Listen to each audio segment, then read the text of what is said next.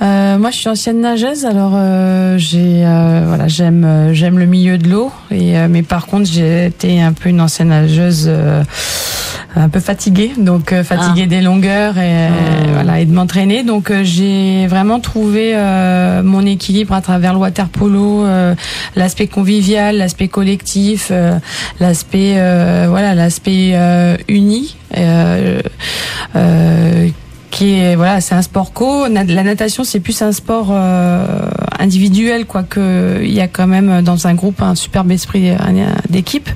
Mais voilà, c'était vraiment le milieu que j'affectionne, et puis aussi retrouver d'anciennes copines, et puis découvrir aussi, et puis faire découvrir aussi notre passion. Voilà, je me suis vraiment prise au jeu, et puis après on a monté la sauce féminine pour pouvoir recruter des filles. Bien sûr.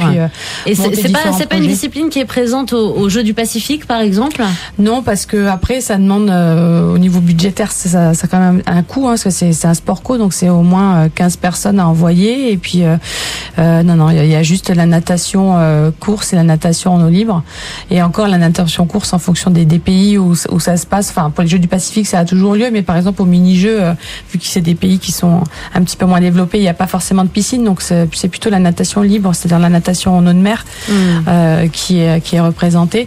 Mais non, on espère là aux prochains Océania, il y aura pas en tout cas de sélection de water polo. C'est un coût trop important.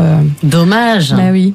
Dommage, parce que il y a les Océania de basket, les Océania de hand. Pourquoi pas les Océania de water polo? Je veux dire, c'est pas une contrainte d'être un sport collectif, non, quelque sûr. Part dans toutes les disciplines. Mais après, donc, ça reflète aussi l'image aussi actuelle, c'est-à-dire que on n'est pas énormément non plus par rapport au nombre de licenciés qui en natation pure.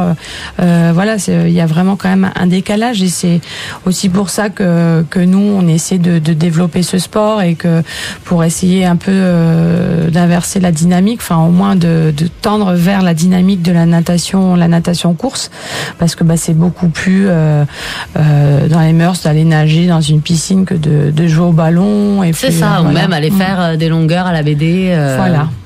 C'est ça. Samy. Et donc nous aussi, pour pallier à notre petite baisse d'effectifs pour cette saison, on va se réorienter sur le beach polo.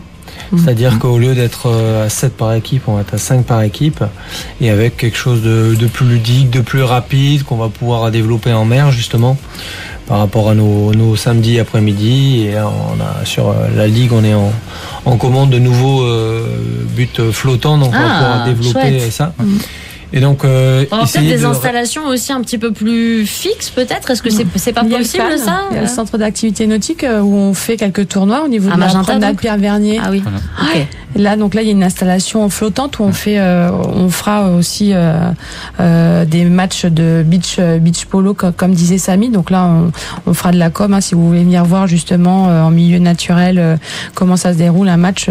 Oui, ça peut être sympa en plus, parce que tu disais tout à l'heure, ça dure entre 1 heure et 1h30, donc ça peut aussi être une façon de faire du sport un petit peu différente de ce qu'on a l'habitude et de ce qu'on connaît. Le beach polo, c'est plus court du coup. Le beach polo, ce sera beaucoup plus rapide.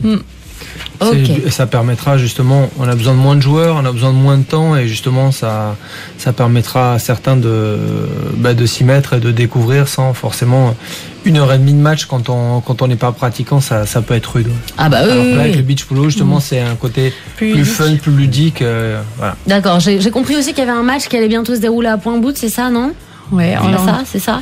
Probablement, on essaie il y aura le premier tournoi de beach polo. On est en train de voir pour le faire là-haut avec nos copains les petits picots. C'est encore dans le circuit, donc on vous informera du lieu. Ça marche. On se renseignera ce sera le 5 octobre, et puis après pour les animations en mer, on inondera les réseaux sociaux.